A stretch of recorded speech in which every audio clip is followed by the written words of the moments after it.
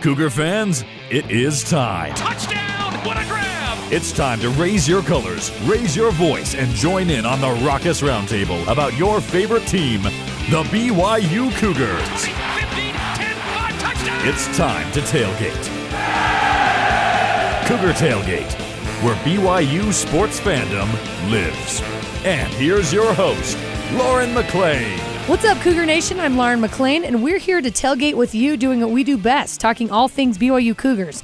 Joining me today is Senior Assistant Athletic Director for Broadcast Relations, Duff Tittle, and Assistant Athletic Director for Football Strategic Communications, Brett Pyne. They are also the authors of the new book, 100 Years of BYU Football, that releases on June 3rd at Deseret Book. Guys, thank you so much for being here to discuss this incredible book. I feel like fans are going to eat this up. Is this crazy that you're finally here? It's coming. Yeah, it's been a long time coming, this book, for sure. And thank you for having us on. Absolutely. Yeah, appreciate it. Duff, you've worked at BYU for 28 years? About? Yeah, something like that. And then, Brett, I believe you're around 25 years.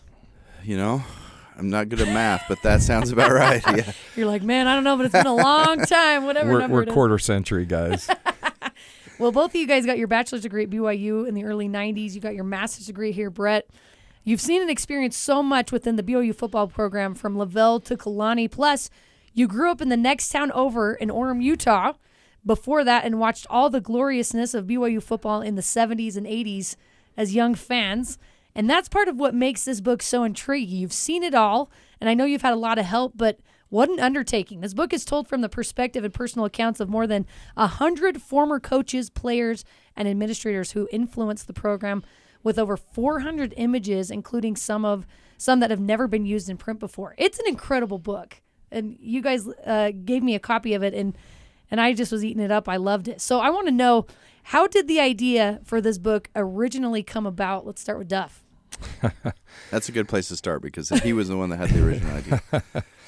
Well, I'd been involved in a couple of other books, and then, of course, in the 25 years that we've both been here, there's been a lot of interviews that we've been involved with. So we've heard a lot of stories.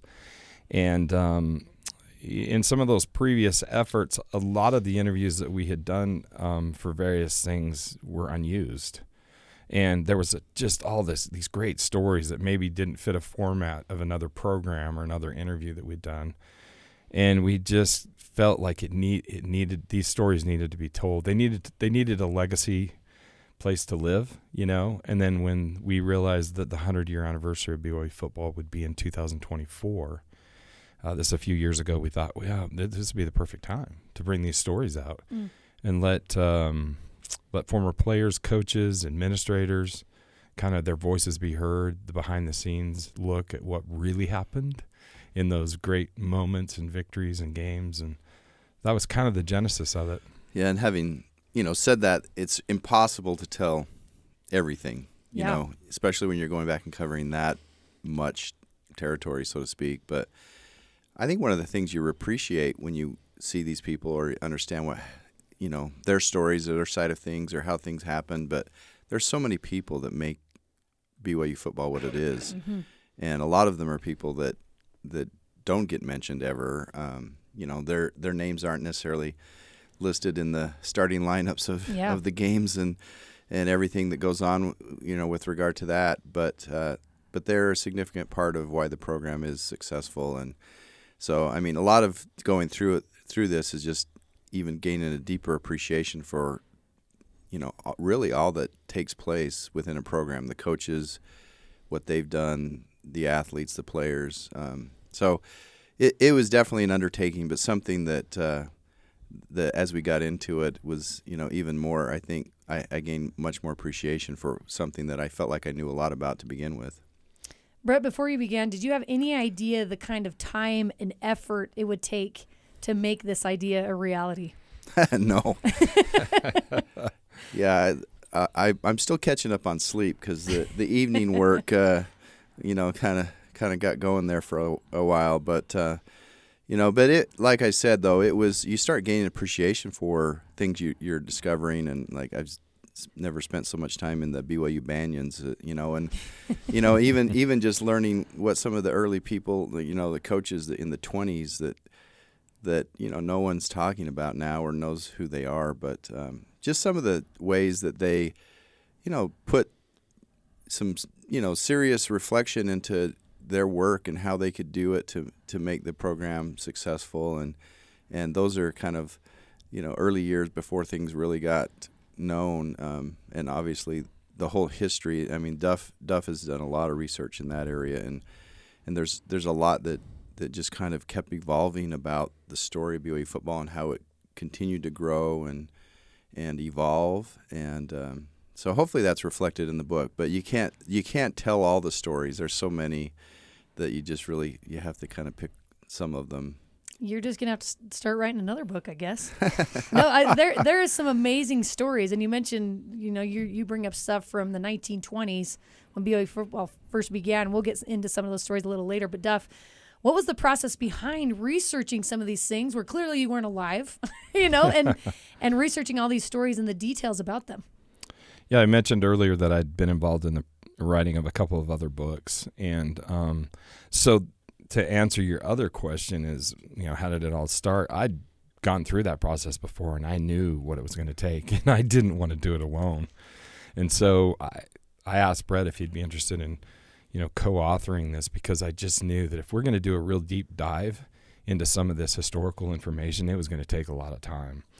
And, it's a lot of nights, it's a lot of weekends, it's a lot of, put the kids to bed and settle into your office at home and write and research and read. And so, I think there were some really great things that happened along the way in the previous books where I stumbled into great information as I was going through L. Tom Perry Special Collections on the BYU campus in the library.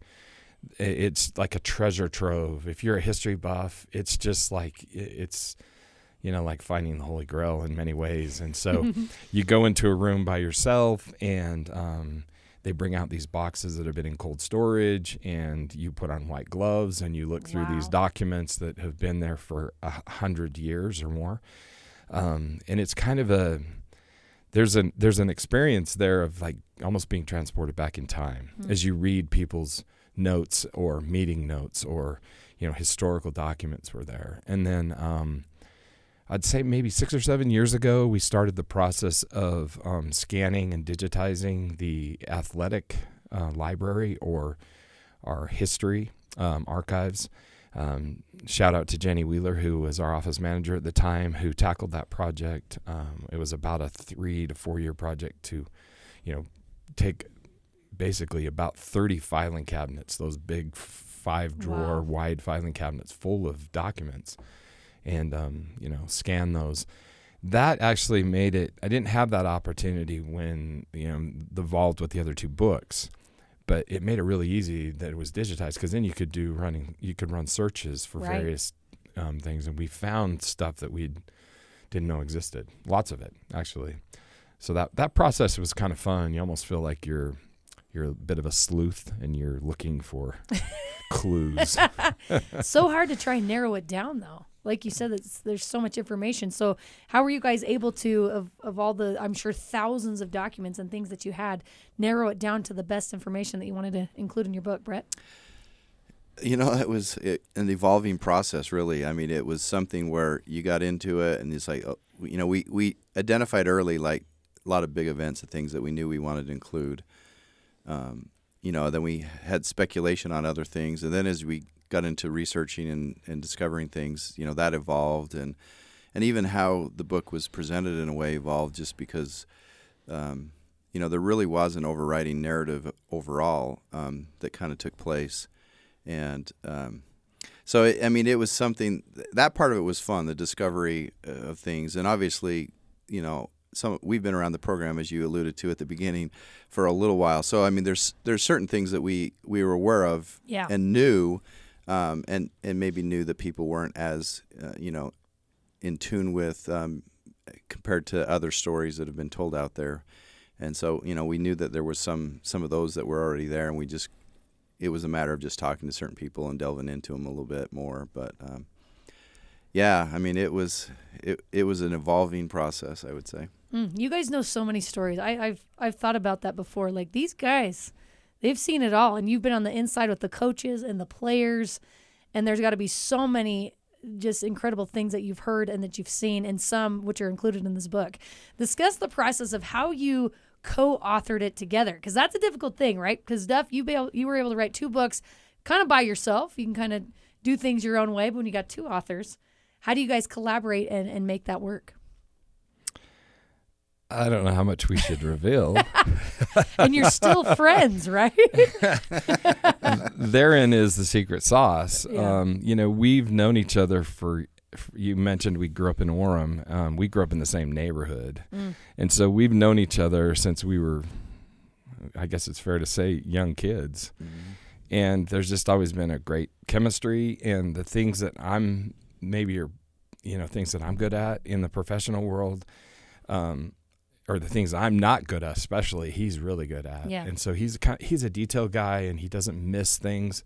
I'm more of a creative guy, and I'm kind of out there, and he has to kind of reel me in. So this process was fun that way, in that we broke it up and said, I'll take this, you take that. And we kind of worked to our strengths. Yeah. And where we'd both been here, for the last 25 years of the 100, we knew a lot of that stuff. That was kind of the low-hanging fruit in a way. It was this other, the history going back, especially where we didn't have things in our archives in athletics. So the athletic archives started in the early 50s, thanks to a guy named Dave Schultes, who was the first sports information director at BYU. And Dave and Ralph Sobel and Val Hell and others did an incredible job of keeping information. And so we were able to, because I had done some of the other books and had a lot of research, some of it that had never been used, a lot of it that had never been used.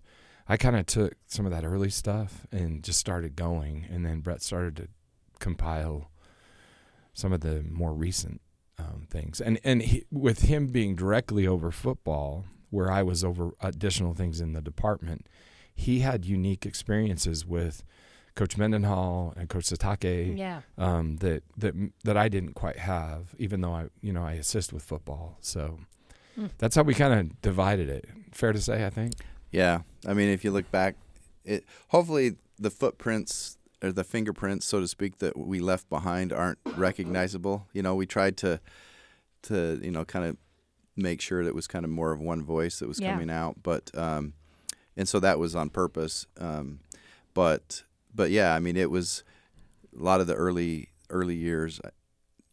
Duff had done a lot of research on, so he delved back into that, and then and Duff mentioned being kids, but growing up BYU fans, we have early memories as well of attending games and some of the things that, as you're researching, that took place as far as like stadium expansions and things that happened that we actually were part of, but our perspective was different as younger kids, So yeah, we divided that all up and then kind of came back and forth, and there's parts of areas where it was predominantly maybe an area Duff was doing, but it was like I ended up diving into a few parts of it, and vice versa with him and parts that I was doing, and we kind of ham and egged it pretty well, I think, going back and forth. Were there any, because you have 2 different personalities, was there anything you guys disagreed on that should be put in the book or should not be? I'm assuming that's a yes. I mean, because that's hard. That's a lot of stuff. I don't really remember a big disagreement. I mean, part of that was that this was a process. I mean, like I said, it evolved over time. I mean, probably if we look back at our first draft of like an outline that we had put together, we'd probably go, "Oh wow, we strayed. We strayed from that, because maybe it was based on like a perception you might have of something, but then as you get into researching it, you discover things you think, oh, this is really more significant, or this would be more meaningful for fans to see, or and sometimes you look at the perspective of like both of our parents introduced us to BYU sporting events when we were young kids, and I look, I think my dad would probably love seeing this, and things like that can kind of influence you as thinking, what would fans really like to see, and then really we tried to find things that was this something that was a little bit of a turning point, or had an impact in the program, even though at the time it might have seemed like a small thing. But, really, I can't think of one big thing that we think so. We disagreed over that way. So That's Brett's incredible. so easygoing. He just kind of goes with the flow. And He is. You're both easy to work with. Duff, what would you say, looking back, was the most challenging part of writing this book? I think it kind of just went on and on. I don't know if there's a way to kind of describe that. We thought the process would be somewhere in the neighborhood of about 9 months, and it ended up being about twice that much. Through the process and speaking with Deseret Book and talking about the book and ultimately pitching the book I did to them, we did 4 chapters. And we had written the chapters, but we also designed the chapters, and we sent them to them kind of with an idea of this is what the book would look like. And so they could get a feel for not only the writing, but also the design and the style. And then they came back eventually and said, would you be interested in doing the design work as well? And I think we both would admit that we really, we didn't realize how much time that would take. The design work? Estimated the design process. And, we knew we were going to try to get as much imagery in here as we possibly could and show photos especially that had never maybe been used before. But the actual process of gathering those and coming across them and, being involved in the football program for, more than 25 years, both of us, we figured we'd seen most everything as far as images go. Right. But thanks to, again, Jenny Wheeler and that project of digitally archiving everything, I came across images, and Brett did too, that we'd never seen before. And that was fun. That discovery was really fun. Duff, you've also authored 2 other books, BYU Football Vault, The History of the Cougars in 2008, and What It Means to Be a Cougar in 2011. How did the process of creating this book differ from those other 2 books?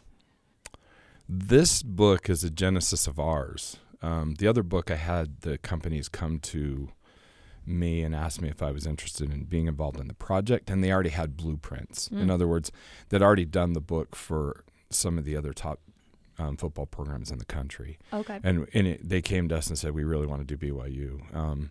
And those are strange ways how that all came about. This one was, I guess, the last one I did about, a dozen years ago or so. Brett was the unofficial editor of that book and helped me with that project. And when we were done, I interviewed about 50 former players going clear back to 1942 was the oldest player that I had interviewed. But that book was so specific, what it means to be a Cougar, was their views of what it meant to them to come to BYU and have the football experience. They told me so many stories that didn't fit the format of the book, and so we eventually just said, these stories have to live somewhere. Yeah. We just had, there was too much great things that we learned. And there's a story in there from Lavelle's last game that Brandon Doman told me.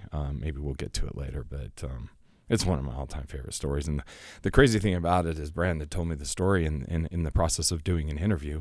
And I'm thinking to myself, wait a minute, I was there with him when this thing was happening, and I didn't even know that it had happened because he didn't share it with me the night it was happening.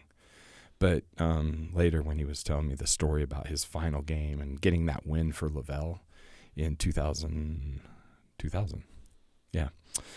he shared with me a story that had happened. And I was like, Brandon, I was there that night. I didn't even know that I kind of he got a phone call, and it was just... So these stories had to be told, I guess, and that's why we went after this project. So That's a great tease for what's to come. We're going to take a quick break, but when we come back, Duff and Brett will break down some of their favorite stories and discoveries from 100 years of BYU football. This is Cougar Tailgate.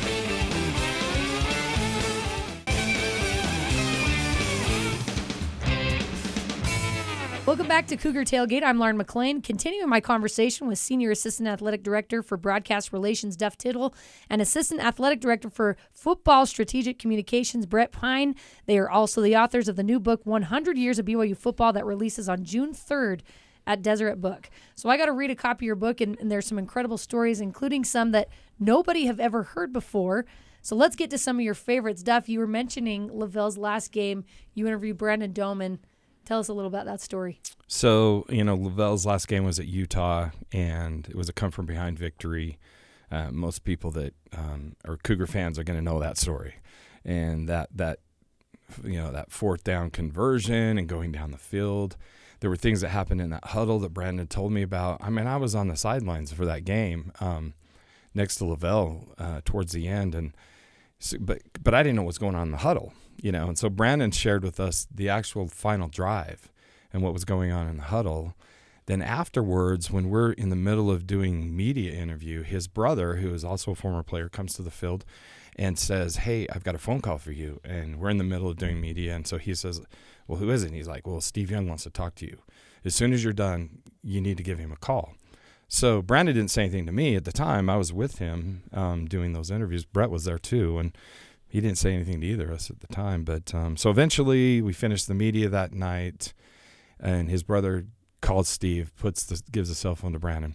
I do remember Brandon walking out onto the field talking to somebody on a cell phone, but I didn't know what was going on. So, and we were pretty much done at that point. So we were moving on to our next responsibility.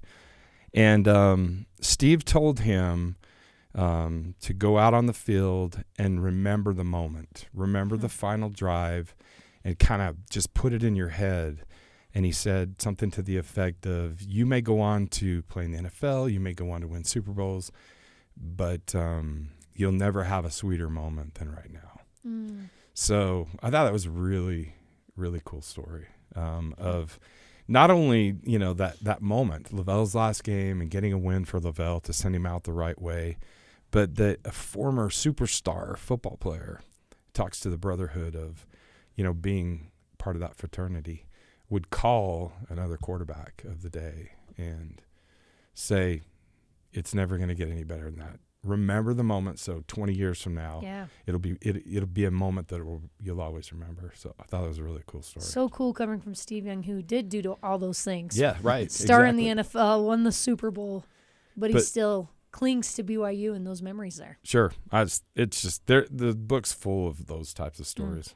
It begins with you guys talking about famed Notre Dame head football coach Knute Rockne, visited BYU, was hired as an adjunct professor for a time, which is crazy, right? And then helped shape the beginning of the BYU football program. Brett, talk about that a little bit.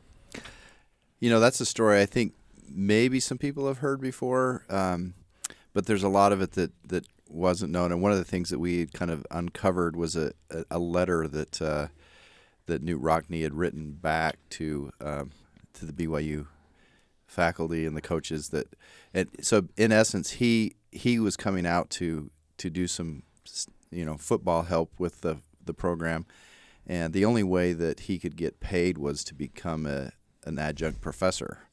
And so crazy. And so like he actually there was grading involved in the class and everything, and so there's like a back and forth with him like about grades, and it's just kind of fun to discover these kinds of things and actually see the letter and things that are written in there. And he unfortunately passed away earlier than he would have wanted with, but was an all-time coach, and to think of BYU in that era, really unknown in terms of the brand of BYU, and we can get into this, but how it's grown.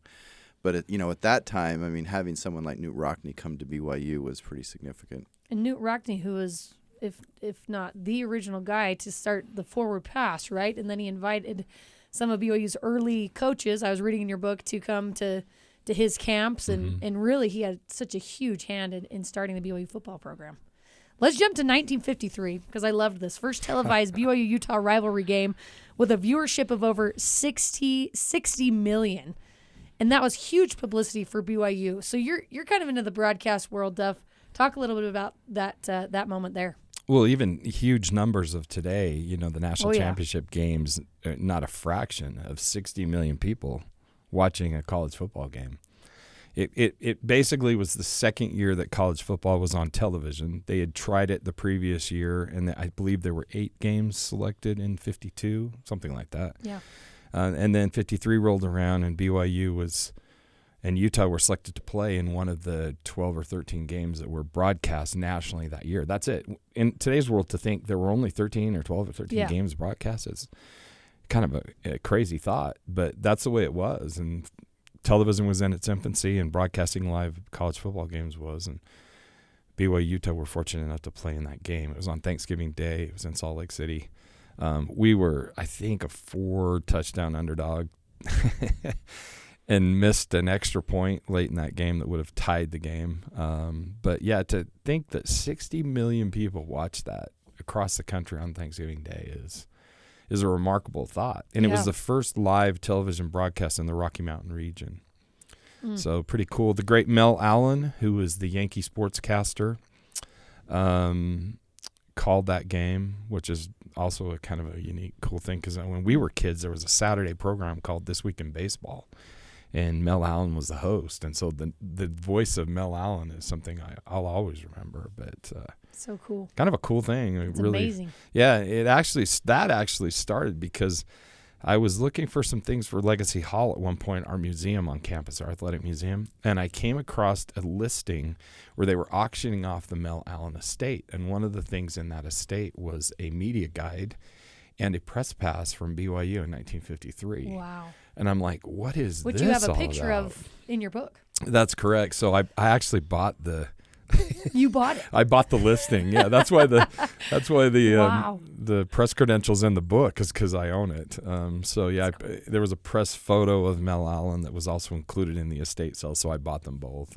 Wow. And so then we started to do some digging about this game, and turns out that in the special collections at BYU, there's memos going back and forth from the network and the sponsor. And they held a big gala in Salt Lake and a big party the night before the game. It was a big deal, you know. Who would have known? You guys mentioned in your book, too, that kind of put BYU football on the map, where especially people right on the East Coast probably didn't know much about them. And then here they are, the BYU-Utah rivalry. And I really think it speaks to what became part of our legacy as far as when you think of BYU football. I mean, you think of the football program itself, but you think of our fan base and you think of our legacy in broadcasting, really. I mean, it's, you know, being one of the early chosen games on a national scale to be featured when hardly anyone was being featured. And then later we go into the book and some things, you know, whether it was radio or television and ways in which those things, as they evolved and were brought to elite levels of, you know, how things are done. And here in the building at BYU Broadcasting, you guys know better than anybody because you guys do it at such a elite level. But the broadcasting legacy associated with BYU athletics and the BYU football program in particular are a great part of why, you know, the brand has become what it's become. Right. And, that was an early beginning of it. But there's other elements of that we try to note in the book as well. Next week, we'll have part 2 of my interview with Duff and Brett as we break down some of their favorite stories and discoveries from 100 years of BYU football. Carter Bond and Tori Kimball helped produce this episode with senior producer Terry South. You can join the Cougar Tailgate wherever you get your podcasts, on Apple, TuneIn, Stitcher, Spotify, or on BYURadio.org. Cougar Tailgate is a production of BYU Radio.